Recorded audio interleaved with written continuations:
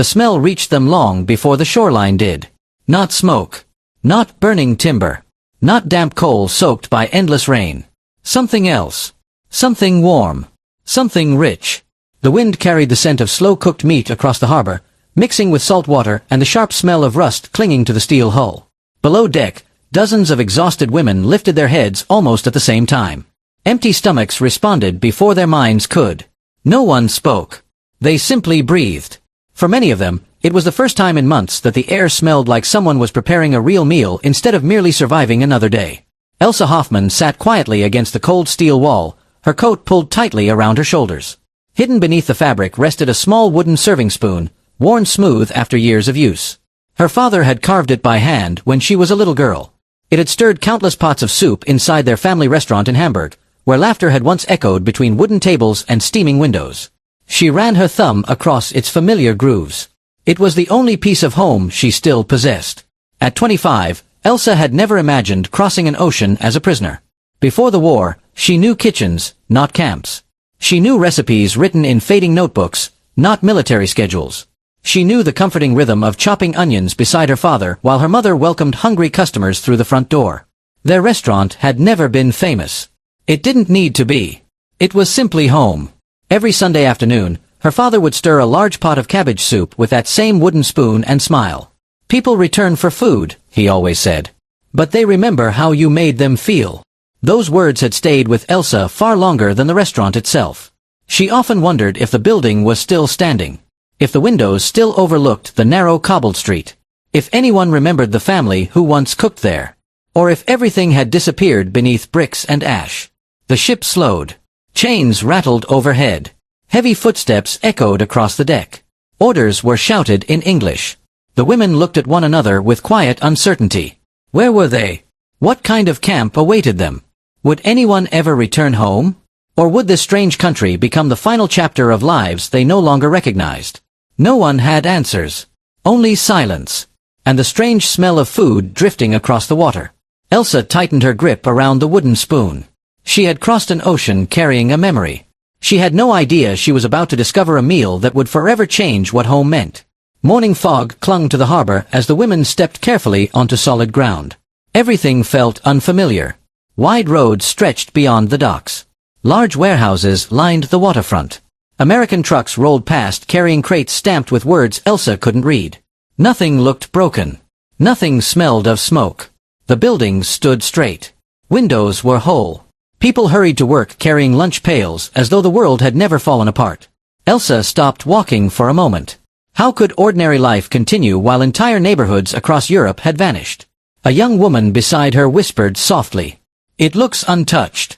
Elsa nodded without speaking. She wasn't jealous. She was confused. The contrast felt impossible to understand. American soldiers directed the women toward waiting transport trucks. Their voices remained calm, firm, professional. No one shouted. No rifles were raised. One officer removed his cap before addressing the group through an interpreter. "My name is Captain James Ashford. You will receive shelter, medical care, and food. You are expected to follow camp regulations." He paused. "You are prisoners." Another pause. "But you are also human beings." The words settled heavily over the group. Some believed them. Others refused to. Years of fear had taught them that kindness often came with conditions. Trust was not something easily rebuilt. Especially after everything the war had demanded. The drive to the camp passed endless green fields. Red bonds. White fences. Farmhouses surrounded by fruit trees. Elsa watched cows grazing peacefully beside narrow streams. She had almost forgotten what peace looked like. When the trucks finally entered the camp, the women expected high fences, shouting guards, and constant fear. Instead, they found rows of clean wooden barracks standing beneath tall oak trees. Laundry fluttered gently between poles. A gardener trimmed flower beds near the administration building. Somewhere nearby, church bells rang. The sound caught Elsa completely by surprise. For a brief moment she closed her eyes. The bells reminded her of Sunday mornings back home. Of polished shoes. Fresh bread. Her mother's apron dusted with flour. She opened her eyes quickly. Memories had become dangerous. Inside the barracks, each woman received blankets, soap, towels, and a small storage locker. Elsa carefully placed her wooden spoon inside before stopping herself. She hesitated, then removed it again. Instead of locking it away, she slipped it into her apron pocket. Some things needed to stay close. That evening, the women gathered quietly around long dining tables. Metal trays waited in neat rows. Steam rose from enormous serving pots. Elsa instinctively watched the kitchen staff. Years of working in restaurants had trained her eyes before her thoughts. She noticed the careful organization. Fresh vegetables stacked in wooden crates. Large sacks of potatoes. Barrels marked with English writing. Clean cutting boards. Sharp knives. No one wasted movement. Every cook knew exactly where to stand. Someone cared deeply about this kitchen. She found herself wondering who. A cook carrying bread noticed her staring. He smiled politely. She looked away immediately. Old habits survived even when certainty did not. Dinner was simple. Soup. Bread. Butter. Enough to satisfy hunger without extravagance. Yet what surprised Elsa most was abundance. Nobody counted slices. Nobody measured portions with fearful precision. There was enough for everyone. She ate slowly. Not because she wasn't hungry. Because she had forgotten what it felt like to stop worrying that the food might disappear. That night's sleep came slowly. Rain tapped softly against the roof. Women whispered about families. About missing brothers. About uncertain futures. Elsa reached into her pocket and wrapped her fingers around the wooden spoon. She could almost hear her father's voice. A good meal begins long before anyone sits at the table. The following morning, assignments were announced. Laundry. Cleaning. Garden work. Storage. Kitchen. Each name carried a different future. Elsa waited quietly. Captain Ashford looked down at the list. Elsa Hoffman. She stepped forward. Kitchen duty. For the first time since leaving Germany, her heartbeat quickened for a reason that wasn't fear. She followed an older American non-commissioned officer toward a large brick kitchen near the dining hall. The man introduced himself simply. Sergeant Harold Novak. He unlocked the heavy wooden door. Warm air rushed out. Steam rolled across the entrance. The rich aromas of onions, carrots, herbs, fresh bread, and slowly simmering meat filled the room. Elsa stood frozen. Large copper kettles bubbled gently over industrial stoves. Rows of vegetables covered preparation tables. Fresh loaves cooled beside open windows. American cooks moved with quiet confidence, laughing occasionally as they worked. For a moment, she wasn't standing inside a prison camp. She was back inside her father's restaurant. Novak noticed the expression on her face. "You've worked in kitchens before." It wasn't a question. Elsa nodded. "My family's restaurant." "What kind?" "Traditional German meals." He studied her for a moment, then handed her a clean white apron. "Good. We'll see what you can teach us." Elsa accepted the apron with trembling hands. She had expected punishment. Instead, she had been given purpose. She had expected suspicion. Instead, she had been invited into a kitchen. What she did not yet know was that one unfamiliar American meal, corned beef and cabbage, would challenge everything she believed about food, memory, and the meaning of home. And before long, she would find herself reaching for a second helping, then a third. The first morning inside the kitchen began long before sunrise. Outside, darkness still covered the camp. Frost clung to the wooden fences. A thin layer of mist drifted across the gravel paths as the distant whistle of a freight train echoed through the valley. Inside the kitchen, everything was already alive. Steam curled from enormous copper kettles. Knives struck wooden cutting boards in steady rhythm. Fresh coffee filled the room with a rich aroma Elsa had almost forgotten existed. Someone laughed near the ovens. Someone else hummed a tune she didn't recognize. For a brief moment, it sounded less like a prison camp, and more like a family preparing breakfast together. Elsa stood quietly near the entrance wearing the white apron Sergeant Novak had given her the day before. She wasn't sure where to begin. Back home, she had known every corner of her father's restaurant. Every shelf. Every recipe. Every sound. Here, everything felt unfamiliar. Sergeant Novak noticed her hesitation. He walked over carrying 2 large sacks of potatoes and placed them gently on a work table. "Start here." Elsa looked at the mountain of potatoes. "There are hundreds." Novak shrugged. "Then you'll be busy." It wasn't a joke. But somehow she smiled anyway. For nearly an hour she peeled potatoes in silence. The work calmed her. The steady scrape of the knife reminded her of evenings spent beside her father preparing Sunday dinners. Neither of them had spoken much while working. They never needed to. Good kitchens understood quiet. Eventually another voice interrupted her thoughts. "You peel very fast." Elsa looked up. The young American cook smiled awkwardly. "My name is Thomas Carter." He couldn't have been older than 23. His apron was already covered with flour. A wooden pencil rested behind one ear. "You worked in restaurants?" Elsa nodded. "My family owned one." Thomas grinned. "That explains it." He pointed toward a large kettle. "I'm still slower than you." Elsa almost laughed. Almost. Instead, she simply returned to peeling potatoes. Thomas didn't seem offended by her silence. Some people understood that conversation wasn't always necessary. Throughout the morning, Elsa watched how the American kitchen functioned. Nothing happened by accident. Every cook had responsibilities. One prepared vegetables. Another baked bread. Someone monitored the ovens. Others cleaned continuously while meals were still being prepared. Back home, shortages had forced everyone to improvise. Here, organization created abundance. Sergeant Novak believed every movement mattered. When someone carried a heavy pot across the room, he quietly corrected their route. When a knife was returned to the wrong shelf, he noticed immediately. When a young helper wasted several carrots while peeling them too deeply, Novak picked one up. He didn't scold him. He simply held the carrot in one hand. Then spoke calmly. "Food isn't endless. Respect every ingredient." The young man nodded. Elsa listened carefully. Her father had said nearly the same thing years earlier. Respect the food. And the people who worked to grow it. Perhaps good kitchens spoke the same language everywhere. Even across oceans. By the end of the week, Elsa had become part of the routine. Morning vegetables.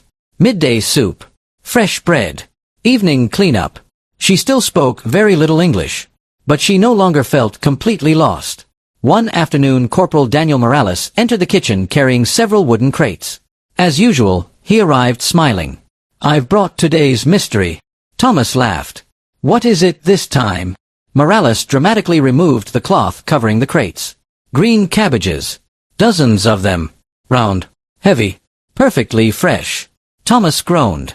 "Oh no. Cabbage again." Morales shrugged. "Farmer donated them." Novak looked toward Elsa. "You know cabbage?" She almost smiled. "In Germany. We know cabbage very well." For the first time, Novak looked genuinely interested. "What would you cook?" Elsa hesitated. Then answered quietly. "Braised cabbage. Potato dumplings. Sometimes smoked sausage." Thomas blinked. "That sounds much better than what we make." Morales laughed. "Everything sounds better than what you make." Even Novak smiled. The conversation lasted only seconds. Yet something important had changed. For the first time, people weren't looking at Elsa as a prisoner. They were looking at her as a cook. That evening Novak handed her a small notebook.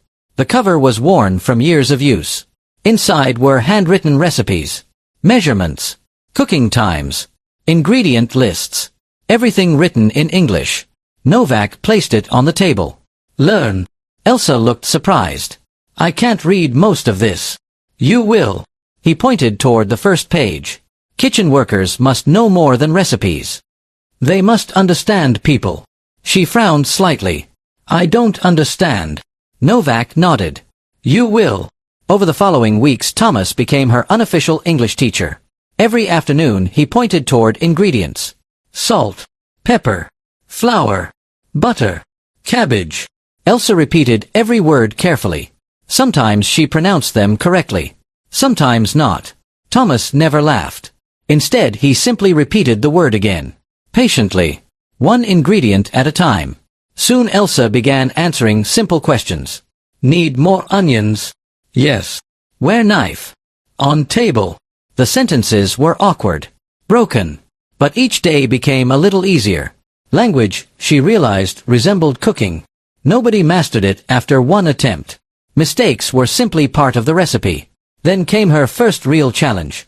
One rainy morning, Novak assigned Elsa responsibility for preparing lunch vegetables. Alone. Hundreds of servings. She worked confidently. Chopping onions, carrots, potatoes, cabbage. Everything seemed perfect until Thomas lifted one of the stockpots. His face changed immediately. It tastes different. Novak walked over. He sampled the broth. Silence. Elsa felt her stomach tighten. What happened? Novak asked.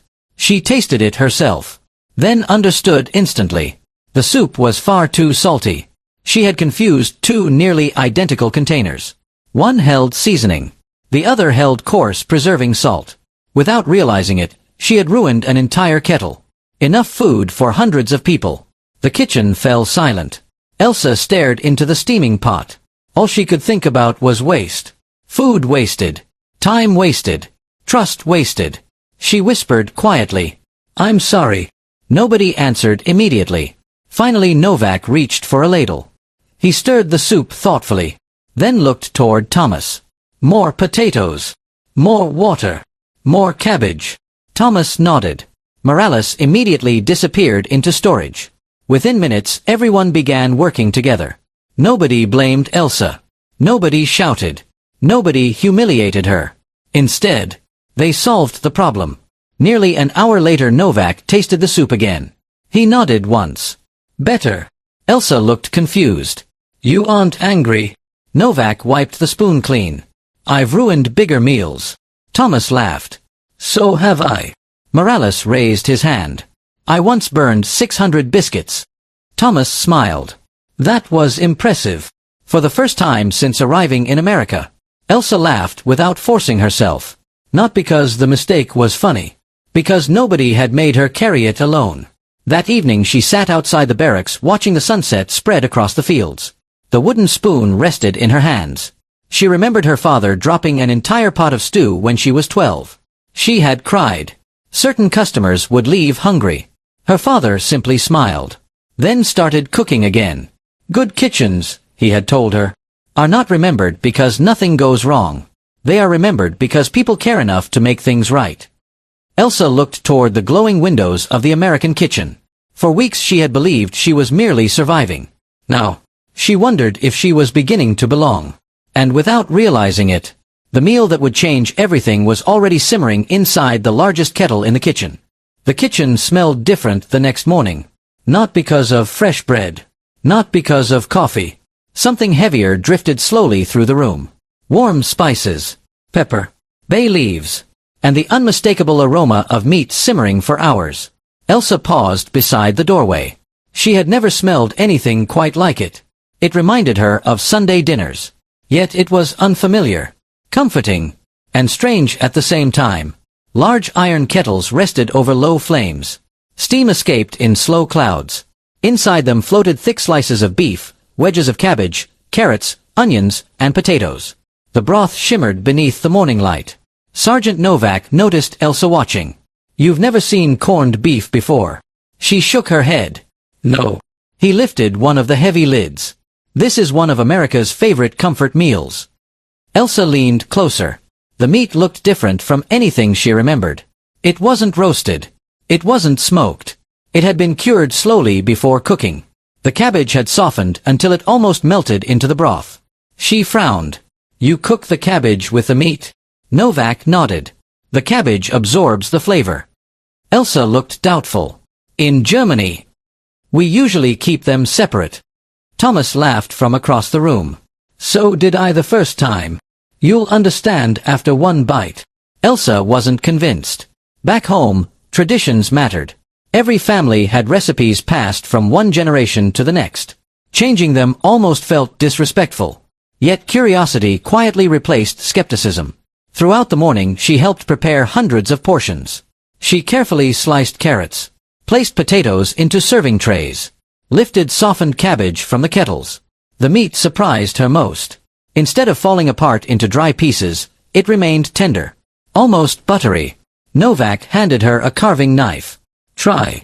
Elsa sliced carefully. The blade moved through the meat with almost no resistance. She looked surprised. So soft. Novak smiled. Patience. Good food takes time. Those words sounded strangely familiar. Her father used to say nearly the same thing while stirring soup late into the evening. Good meals could never be hurried. Neither could healing. By noon the dining hall filled with people. American workers.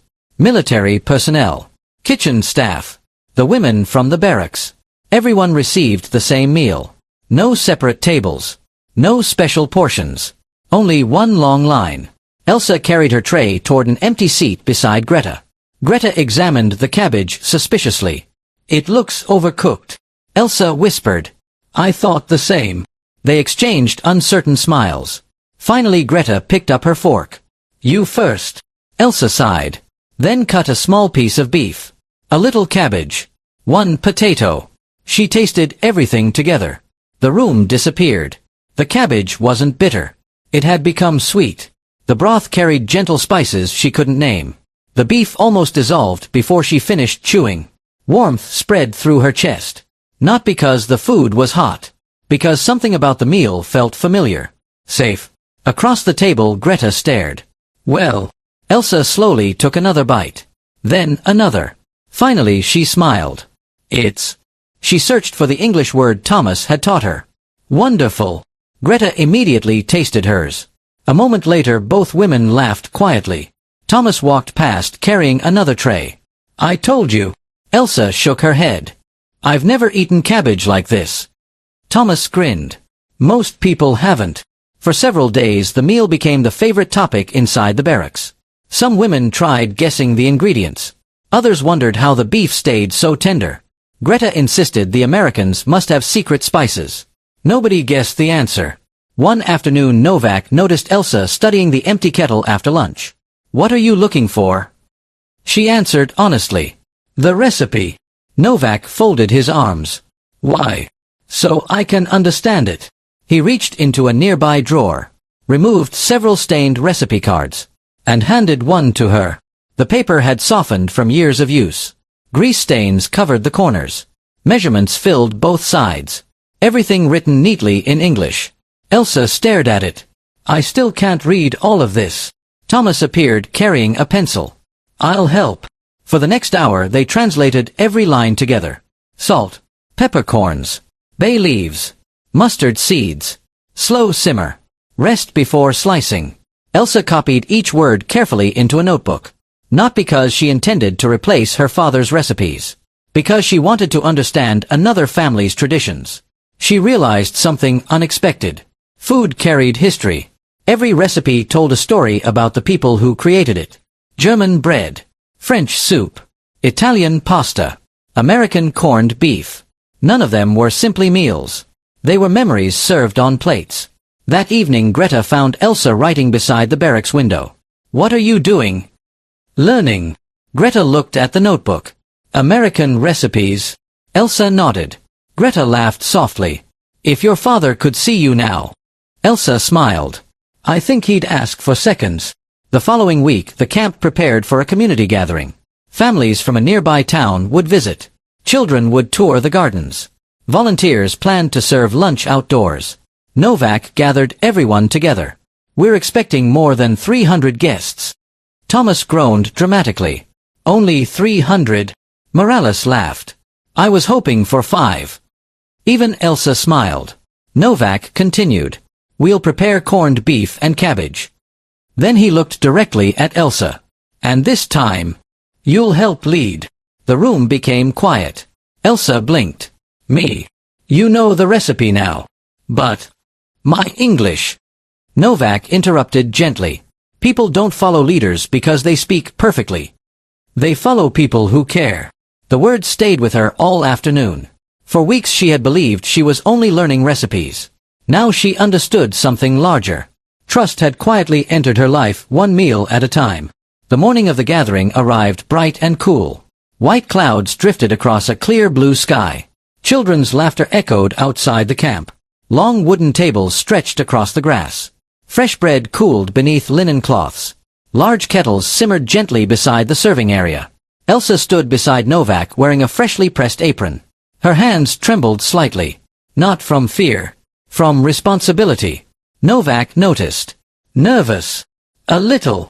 He handed her the carved serving spoon used for stirring the kettles. It reminded Elsa instantly of the wooden spoon hidden inside her pocket. One carved by her father.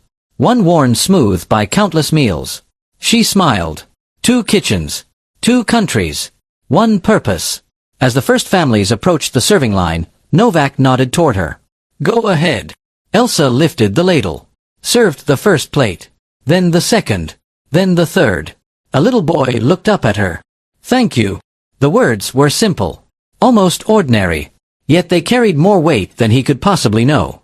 Elsa answered carefully, "You're welcome."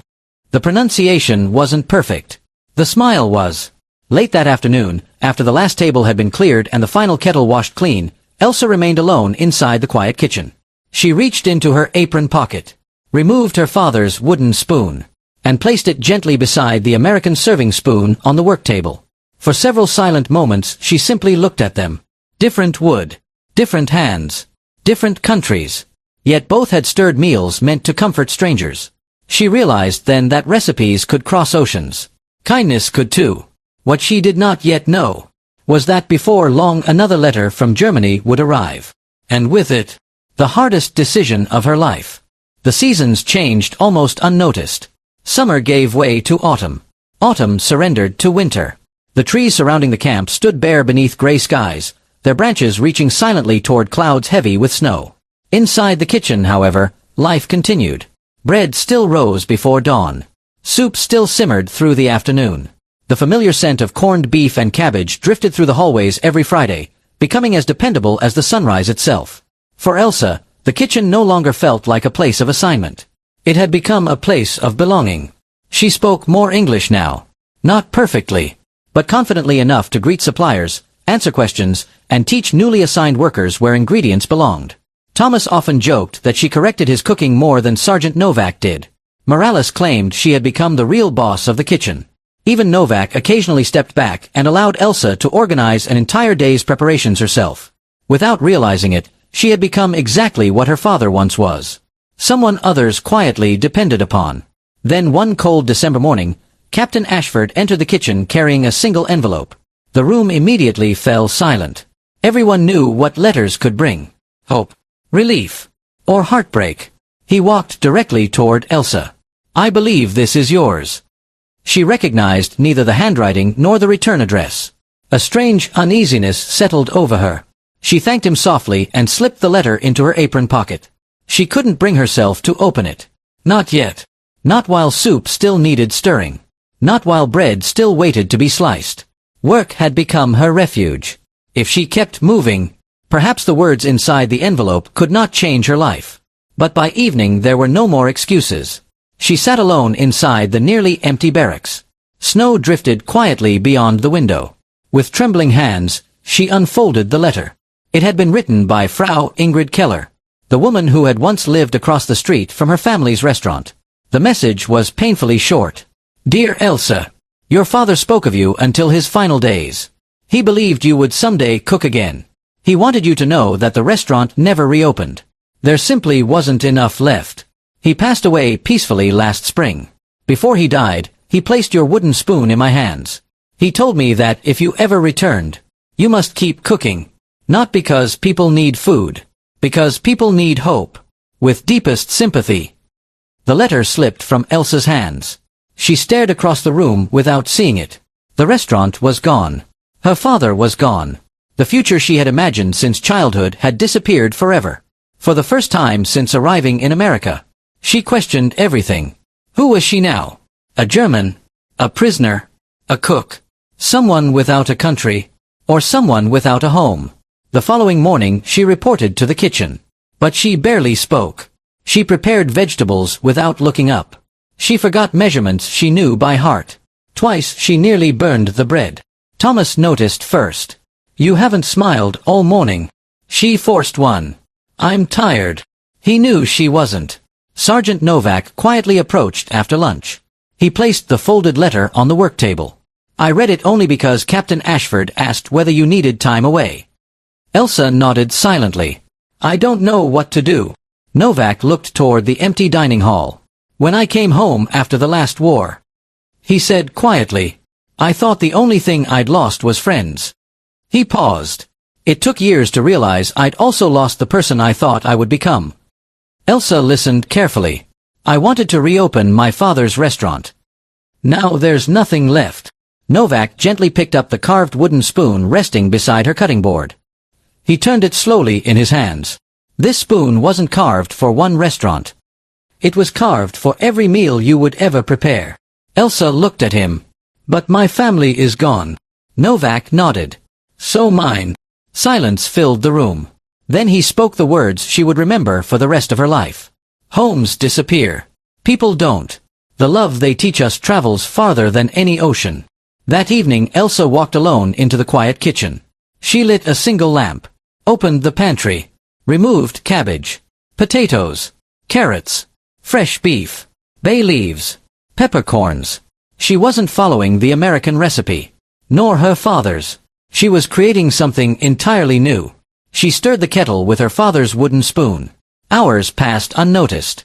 The aroma slowly filled the building. Rich, warm, comforting. When Thomas arrived before sunrise, he stopped in the doorway. What are you making? Elsa smiled softly. I don't know. Thomas laughed. It smells wonderful. It tastes like Germany. She stirred gently. And America. That afternoon everyone gathered for lunch. American soldiers, kitchen workers, German women. Nobody realized Elsa had changed the recipe slightly. She had added herbs her father always used. A touch more onion, less salt, longer cooking time. The first bite surprised everyone. Morales looked up immediately. What did you do? Thomas took another spoonful. I'm not sure. It's different. Novak smiled quietly. It's hers. No one asked whether it was German or American. It no longer mattered. It had become something new. Just like Elsa herself. Months later, announcements arrived. Several women would return to Germany. Others had opportunities to remain in America through sponsorship programs. Captain Ashford found Elsa outside the kitchen garden. A family-owned restaurant in Pennsylvania needs an experienced cook. They've asked specifically for someone who understands large kitchens. Elsa remained silent. The decision felt impossible. Germany held her memories. America held her future. That night she placed her father's wooden spoon beside his final letter. She thought about empty streets in Hamburg. Then about children's laughter echoing through the American dining hall. She finally understood something. Home wasn't always where your story began. Sometimes, it was where your story found its purpose. She accepted the position. Years passed. Elsa became head cook, then partner. Eventually she opened a small restaurant of her own. Above the entrance hung a modest wooden sign. Hoffman's Table. Soldiers, kitchen workers, German women. Nobody realized Elsa had changed the recipe slightly. She had added herbs her father always used. A touch more onion, less salt, longer cooking time. The first bite surprised everyone. Morales looked up immediately. What did you do? Thomas took another spoonful. I'm not sure. It's different. Novak smiled quietly. It's hers. No one asked whether it was German or American. It no longer mattered. It had become something new. Just like Elsa herself. Months later, announcements arrived. Several women would return to Germany. Others had opportunities to remain in America through sponsorship programs. Captain Ashford found Elsa outside the kitchen garden.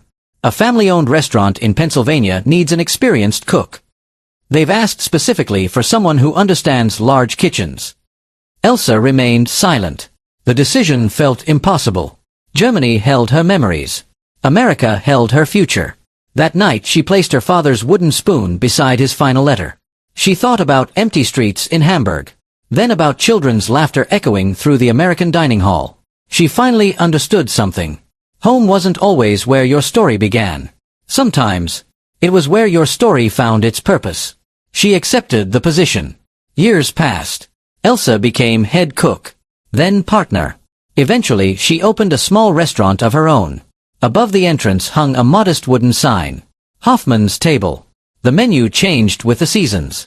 German potato soup, fresh bread, apple cake, American stews, and every Friday, corned beef and cabbage. Customers often asked why the meal appeared every week without fail. Elsa simply smiled. It's a recipe that reminded me strangers can become family. Few knew the deeper story. Even fewer noticed the old wooden spoon hanging inside a glass frame near the entrance. Children often asked why such an ordinary spoon deserved a place of honor. Elsa always gave the same answer. Some recipes feed people. This one fed my heart. The menu changed with the seasons. German potato soup, fresh bread, apple cake, American stews, and every Friday, corned beef and cabbage. Customers often asked why the meal appeared every week without fail. Elsa simply smiled. It's a recipe that reminded me strangers can become family. Few knew the deeper story. Even fewer noticed the old wooden spoon hanging inside a glass frame near the entrance. Children often asked why such an ordinary spoon deserved a place of honor. Elsa always gave the same answer. Some recipes feed people. This one fed my heart. Decades later, an elderly Elsa stood quietly in her restaurant before opening for the evening. Outside, snow drifted gently onto the sidewalk. Inside, warm light reflected from polished wooden tables. The familiar scent of simmering cabbage filled the air. He turned it slowly in his hands. This spoon wasn't carved for one restaurant. It was carved for every meal you would ever prepare. Elsa looked at him. But my family is gone.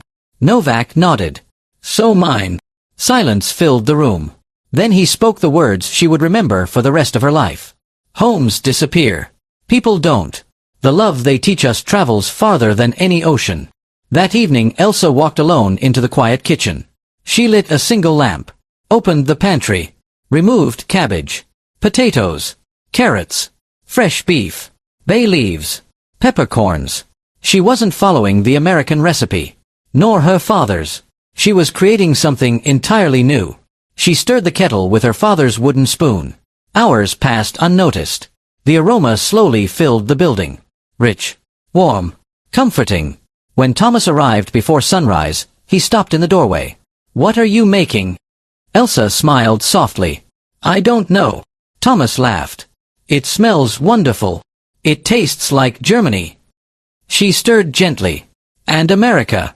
That afternoon, everyone gathered for lunch. America. Decades later, an elderly Elsa stood quietly in her restaurant before opening for the evening. Outside, snow drifted gently onto the sidewalk. Inside, warm light reflected from polished wooden tables. The familiar scent of simmering cabbage filled the air. She removed the carved wooden spoon from its frame one final time, ran her fingers along the smooth handle, then stirred the evening's first kettle herself, just as her father once had. War had taken away her homeland. It had taken away her family. It had taken away the restaurant where her story first began. But it had not taken away the lessons carried inside a simple wooden spoon. Some journeys do not end where we expect. Sometimes they lead us to a table we never imagined sitting at. Elsa Hoffman crossed an ocean believing she had lost her place in the world. Instead, she discovered that the warmest welcome sometimes arrives in the form of an unfamiliar meal. And every Friday, when the first pot of corned beef and cabbage began to simmer, she remembered the day she realized that food could do something even war could not. It could bring strangers together and help them become family.